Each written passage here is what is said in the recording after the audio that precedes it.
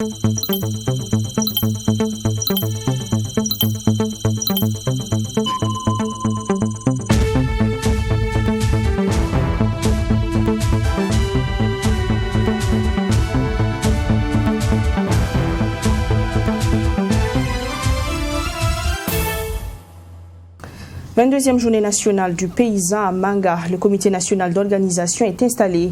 À moins de 3 semaines de l'activité, les préparatifs peuvent réellement commencer.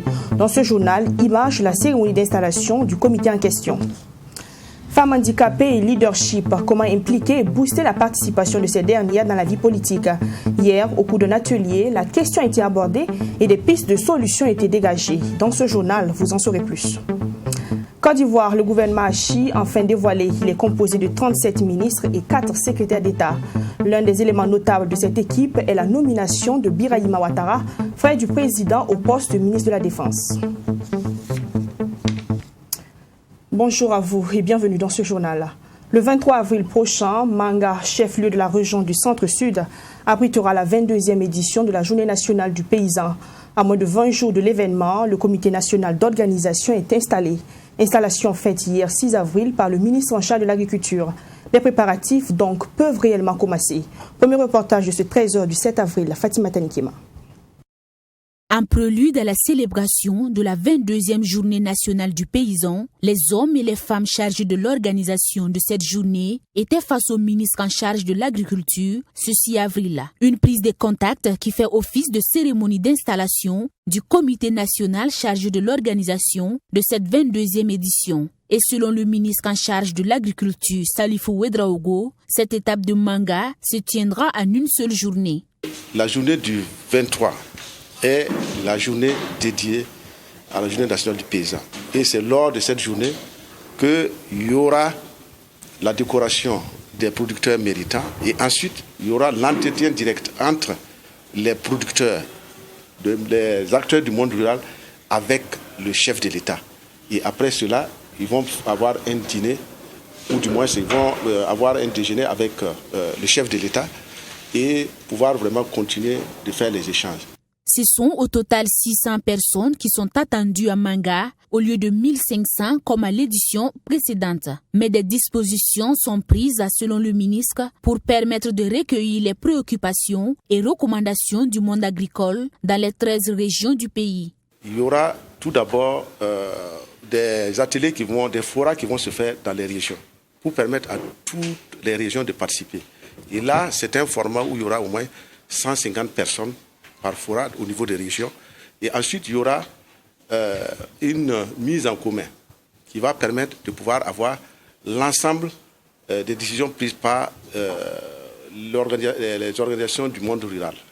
Compte tenu du contexte sanitaire, le programme de l'organisation de la Journée nationale du paysan édition 2021 a connu des réaménagements. La foire agro-pastorale, halieutique et faunique n'aura pas lieu cette année. Le respect des mesures barrières contre la propagation de la pandémie de la COVID-19 sera de rigueur tout au long du processus d'organisation. Malgré ces contraintes, nous devons réussir l'organisation de cette édition et œuvrer à des débats de qualité devant aboutir à des recommandations et des engagements susceptibles d'impacter positivement le développement agro-silvo-pastoral, halieutique et faunique. Le thème retenu cette année pour la 22e journée nationale du paysan est impact socio-économique des crises sanitaires et sécuritaires sur le secteur productif du monde rural. Quelle stratégie de résilience? Les activités prévues se tenir lors de cette journée du 23 avril 2021 à Manga tourneront donc autour de cette question et devront permettre de trouver des stratégies. La Fédération ouest-africaine des associations des personnes handicapées tient à Ouagadougou un atelier de réflexion de 48 heures sur le leadership des femmes vivant avec un handicap. Il s'agit d'identifier les obstacles et de proposer des solutions pour une meilleure participation de ces femmes à la vie politique de leur pays. L'atelier s'est ouvert hier et prend fin aujourd'hui. Abdoulrahim Nienye.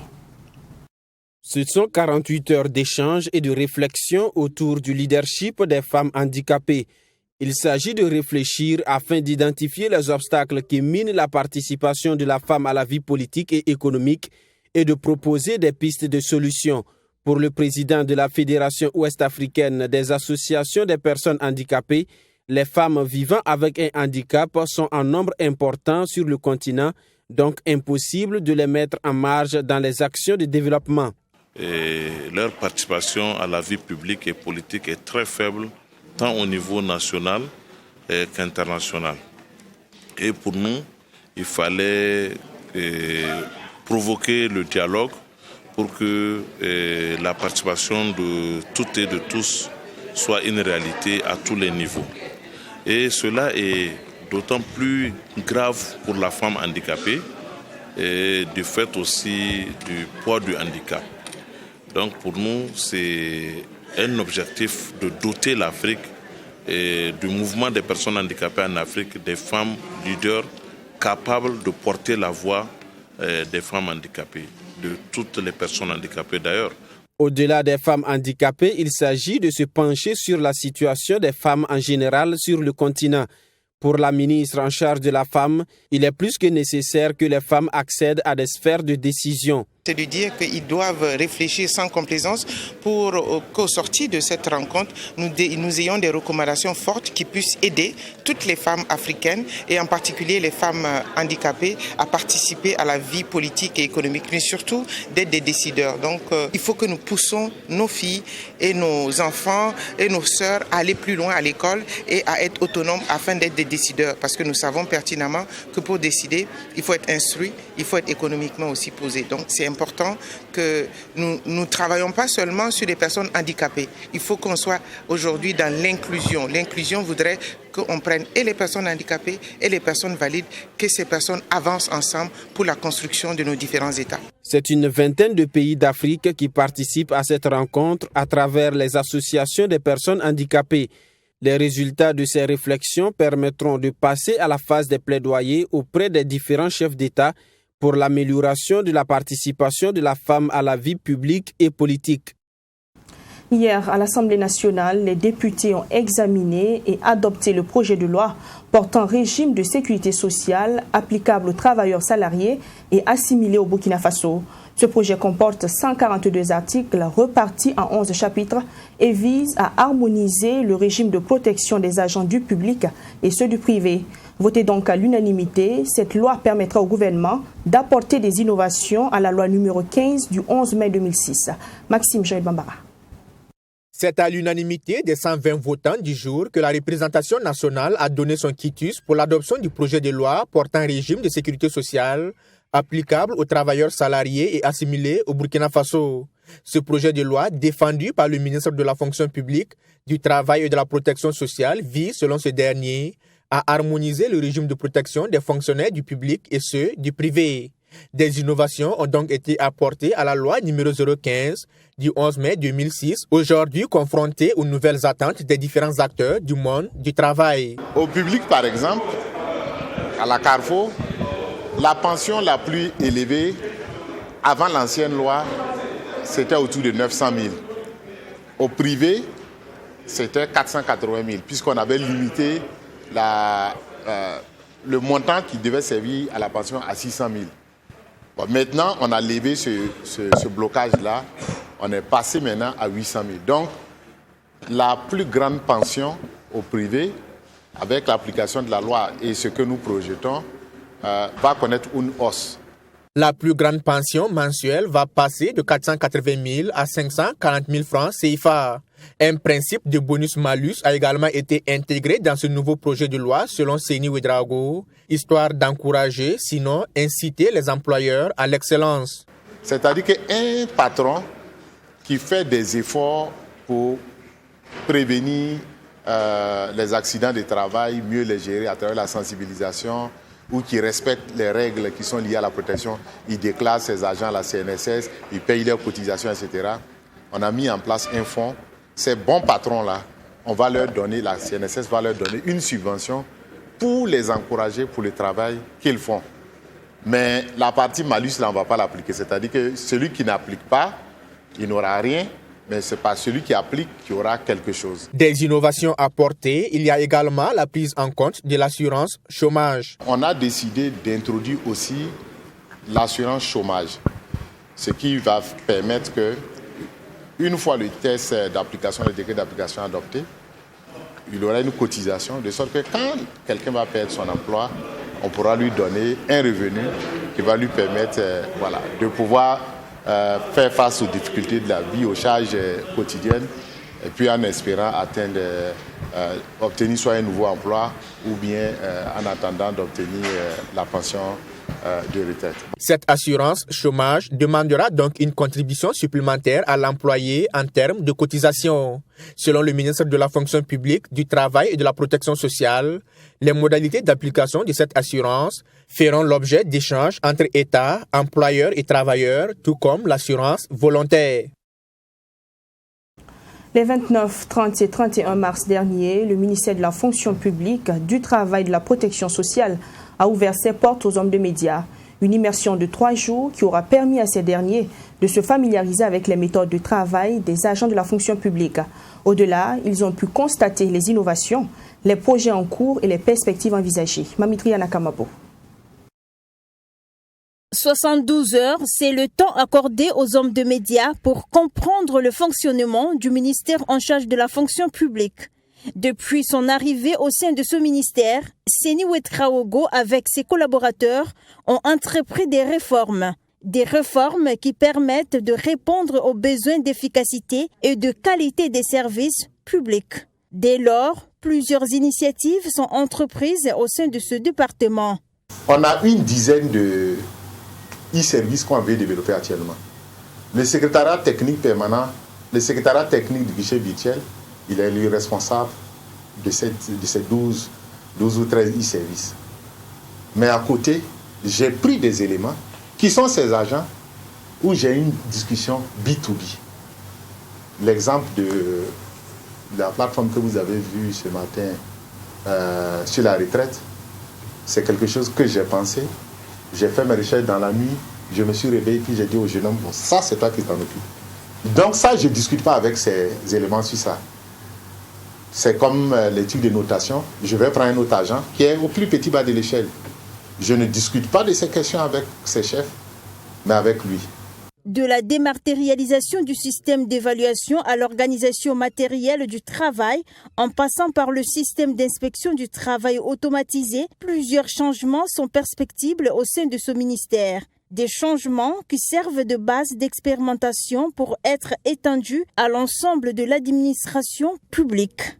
Donc disons que pour 2021, nous avons environ une dizaine de e-services que nous devons en fait dématérialiser dans le programme, parmi lesquels il y a quelques-uns, à savoir les attestations de soumission au marché public que l'on voudrait opérationnaliser. Les travaux sont d'ailleurs en cours, sont dans un stade assez avancé et nous espérons dans moins de 2 semaines en tout cas avoir la solution fonctionnelle. Donc en plus des attestations de soumission au marché public, il y a d'autres attestations comme l'attestation de travail, les attestations d'établissement pour les entreprises. L'objectif de ces réformes, c'est d'avoir à terme des agents publics et des services de qualité. C'est aussi de faire en sorte que les ressources publiques soient utilisées à bon escient. Tout ce qui est idée doit d'abord passer par la maturation, mais par l'écriture. Il faut écrire, consigner dans des documents. C'est pour le présent, mais c'est un dialogue avec la postérité. Voilà, donc ça amène les gens de façon méthodique à comprendre que si on veut réformer quelque chose, on prend le soin de saisir le problème, faire comprendre le problème, commencer à émerger des solutions, commencer à implanter les solutions, avoir des petites victoires, les consolider et travailler sur le long terme. Et donc, ça nous amène donc, je dirais, à nous approprier les grands principes de la fonction publique qui sont connus. C'est mutation, c'est adaptation. Voilà, ça c'est permanent. On mute, on s'adapte. L'État burkinabé dépense environ 400 millions de francs CFA chaque année pour la location de certains ministères. Pour réduire ces dépenses, le gouvernement, à travers le ministère de la fonction publique, prévoit des changements. À cet effet, l'immeuble Baonguin est en cours de réfection et cela sera prêt d'ici à quelques mois. Dans le secteur de l'éducation, les membres du syndicat national des enseignants du secondaire et du supérieur se sont rencontrés hier pour dresser le bilan de leurs activités. La question des nouvelles réformes relatives au BEPC et au bac s'est invitée aux échanges. Le syndicat sur ce sujet se donne comme exercice de trouver des solutions adéquates. Michael Toukré. À ce conseil syndical du SNES, les conseillers vont dresser le bilan moral et financier du bureau à mi-mandat. Il sera aussi question d'évoquer les réformes dans le milieu éducatif, notamment le BEPC et le baccalauréat, dont les réformes en cours divisent les acteurs de l'éducation. Nous aurons donc à nous prononcer sur les réformes concernant le BEPC et concernant le bac. Conseiller, c'est à eux donc de dire quelle est la direction que nous allons prendre, même si personnellement je sais à peu près donc quelles sont nos attentes également à ce niveau. Le SNES fait partie du G16 et le G16 a œuvré l'année passée à ce que l'année ne soit pas une année blanche. Nous avons dit qu'il fallait que nous accompagnions les élèves pour achever l'année, pour faire les examens. Et Dieu merci, ça s'est bien passé et nous avons eu donc des résultats en tout cas assez acceptables. Et nous pensons que cette année également, eh bien, nous allons pouvoir conduire nos élèves jusqu'aux examens avec des résultats vraiment fort louables. À mi-mandat, le secrétaire général du SNES et son bureau tirent un bilan satisfaisant malgré la pandémie à coronavirus et les attaques terroristes. Et c'est un syndicat national des enseignants du secondaire et du supérieur SNES qui sonne la mobilisation pour les futures batailles. À ce conseil syndical, la question d'une nouvelle feuille de route sera définie pour un syndicat plus fort qui défend l'intérêt de ses membres. Nous disons que nous avons une restructuration de notre syndicat. Nous voudrons voir donc quels sont les pans à mettre en place. Donc nous avons donc des conseillers et des inspecteurs avec nous, c'est-à-dire l'encadrement. Nous avons des chefs d'établissement avec nous. Nous avons donc le secteur de l'université de la recherche avec nous. Donc nous voulons restructurer à ce niveau. Nous voulons également consolider notre regroupement au sein donc du GCM et poursuivre la formation syndicale et professionnelle. Parce que grâce à ces formations professionnelles que nous arrivons à réaliser, eh bien, ça se ressent au niveau des concours. Vous savez, comme on le dit, les élections professionnelles donc vont s'annoncer. Donc il faut consolider donc la ligne. Nous avons également, vous savez très bien que nous organisons des cours du soir que nous appelons UPA. UPA, c'est Université populaire africaine. Donc, nous avons également essayé donc de renforcer à ce niveau afin que ceux qui n'ont pas l'opportunité de s'inscrire en cours du jour puissent continuer avec le système éducatif. Donc, c'est notre part contributive pour l'avancée donc de la science. Le conseil syndical de ce 6 avril sera aussi une occasion pour les conseillers de définir la thématique du prochain congrès ordinaire du syndicat national des enseignants du secondaire et du supérieur SNES. On reste avec le syndicat national des enseignants du secondaire et du supérieur pour parler cette fois-ci de statut dont la mise en œuvre trépigne. Le syndicat dit ignorer ce qui gêne justement leur mise en œuvre. On écoute à ce propos le secrétaire général du syndicat national des enseignants du secondaire et du supérieur. Il est au micro de Michael Toukré.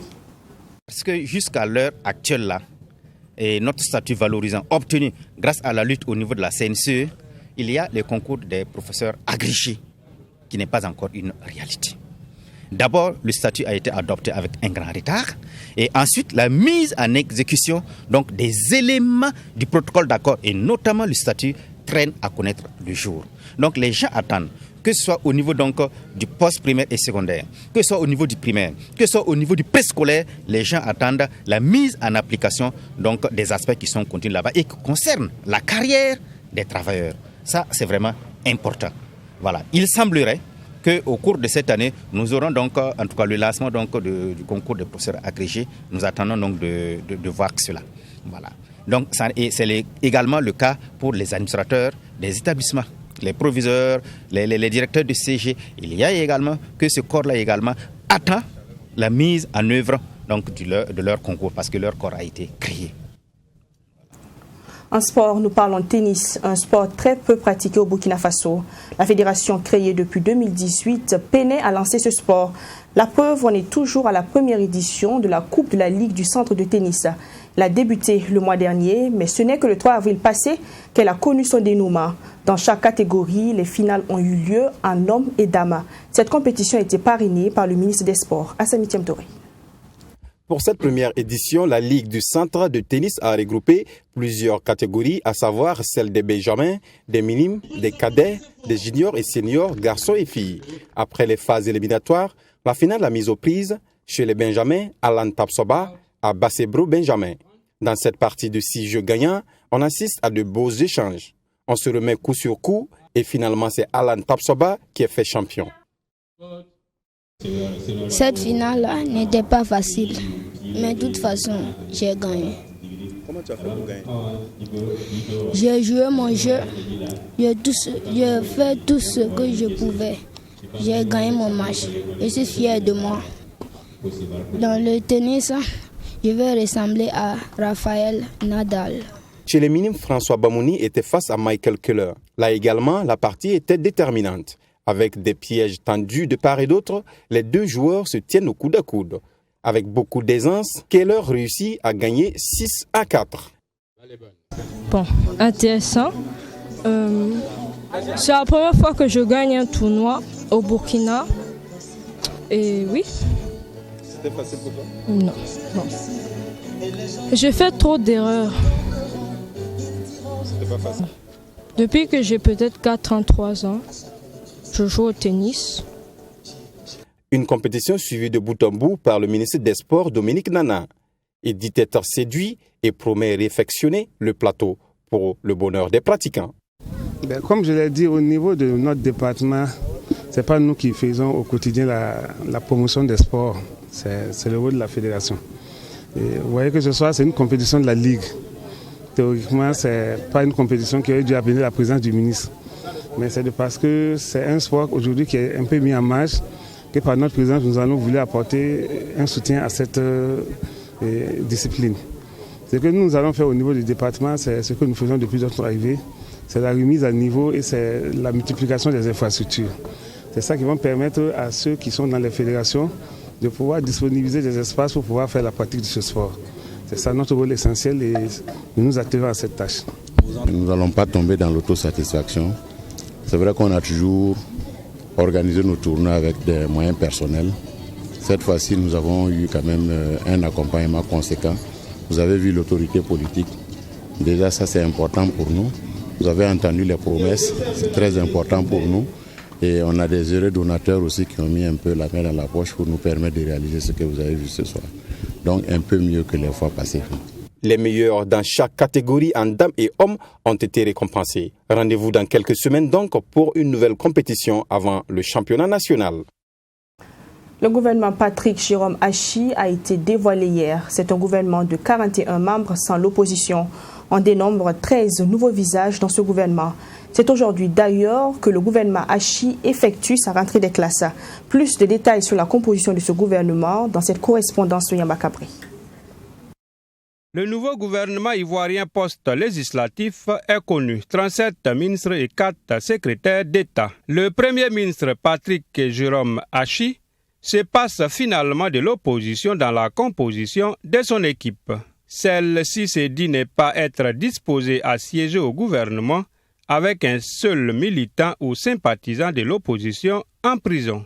Traoré Adam Kolia, cadre du PDCI-RDA et président du conseil régional de la région de l'Ifou, un artisan de la cohésion sociale et du retour à la paix à Daoukro, après les événements tragiques de la crise électorale, pense que l'opposition fait bien de ne pas se précipiter dans un gouvernement dont elle ignore la nature. Est-ce qu'il n'aurait pas fallu, je ne défends pas d'opposition, mais est-ce qu'il n'aurait pas fallu créer les conditions de l'entente avant d'aller à un gouvernement?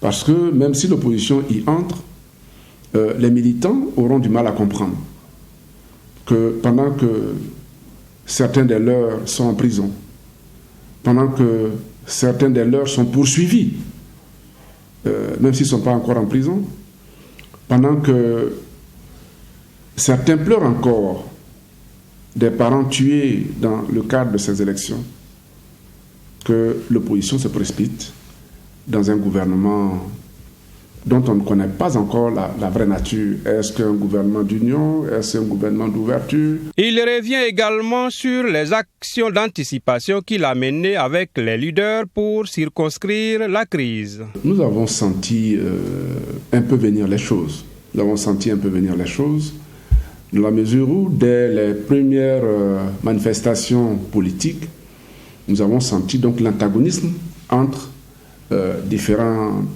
clans. Et donc tout de suite, nous avons demandé à ce que les responsables des différentes communautés se retrouvent et qu'ils se parlent, qu'ils échangent et que chacun s'implique dans la gestion de ce qui est en train de naître pour l'étouffer. Selon lui, aujourd'hui, la quiétude est de retour et les différentes communautés seraient fréquentes, malgré quelques difficultés qui subsistent. Il ne faut pas penser que d'un coup de baguette magique, on en ait tiré tout cela. L'essentiel, le calme est revenu, les populations ont commencé à se fréquenter, à se parler, à se comporter comme elles le faisaient par le passé. Pour lui également, les challengers politiques doivent éviter de surfer sur les confusions qui induisent le peuple en erreur. La nouvelle équipe de Patrick Jérôme Hachi va donc effectuer sa rentrée des classes demain mercredi sans l'opposition comme ce fut le cas pour celle de ses prédécesseurs défunts, Amadou Gon Coulibaly et Ahmed Bakayoko. Aux États-Unis, affaire George Floyd, le chef des forces de l'ordre de Minneapolis a accablé lundi son ancien subordonné, Derek Chauvin, en déclarant devant les jurés qu'il avait violé les règles et les valeurs de la police lors de l'interpellation de George Floyd. Pour rappel, le 25 mars 2020 à Minneapolis, les 4 policiers avaient voulu interpeller George Floyd, soupçonné d'avoir écoulé un faux billet de $20. Au 6e jour du procès sur la mort de George Floyd, le chef des forces de l'ordre de Minneapolis a accablé son ancien agent Derek Chauvin. Devant les jurés, Medaria Arredondo a déclaré que son agent avait violé les règles et les valeurs de la police lors de l'interpellation de George Floyd. Aux États-Unis, les policiers qui font un usage excessif de la force sont rarement lâchés par leur hiérarchie et bénéficient d'une grande protection de leurs syndicats. Ils sont également très rarement poursuivis en justice et encore moins souvent déclarés coupables. Continuer à appliquer ce niveau de force à une personne évanouie, menottée dans le dos, cela ne fait pas partie de notre politique. Cela ne fait pas partie de notre formation et ce n'est certainement pas conforme à notre éthique, à nos valeurs. Le chef de la police avait rapidement licencié Derek Chauvin après les faits. Dans un communiqué en juin dernier, il avait même qualifié la mort de George Floyd de meurtre. Lundi, devant les jurés, le médecin urgentiste qui a constaté le décès de George Floyd après avoir tenté de le ranimer avait aussi confirmé l'asphyxie. Les avocats de la défense du policier continuent d'affirmer que la victime est morte à cause de la consommation de drogue et de problèmes de santé préexistants et non pas parce que leur client Derek Chauvin lui a comprimé le cou pendant plus de 9 minutes. Derek Chauvin plaide non coupable. Il risque jusqu'à 40 ans de prison. Le procès devrait encore durer 2 ou 3 semaines. On s'arrête là pour ce 13h. Merci de l'avoir suivi. À demain pour notre 13h. D'ici là, prenez soin de vous et prenez soin de vos proches. À demain.